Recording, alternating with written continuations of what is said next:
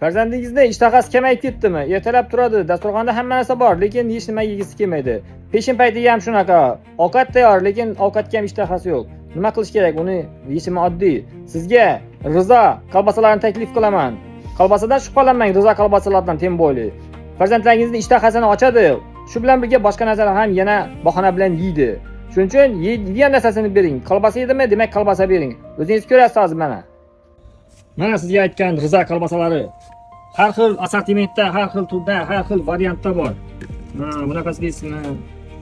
Bunaqasi deysizmi? Mana. Bularning ko'p turlari juda ko'p, hammasi mazasi zo'r. Mana bu sosiskalar mana. Hot dog yeyish uchun. Qilib murojaat qilaverasiz, sveji jo'natamiz mana.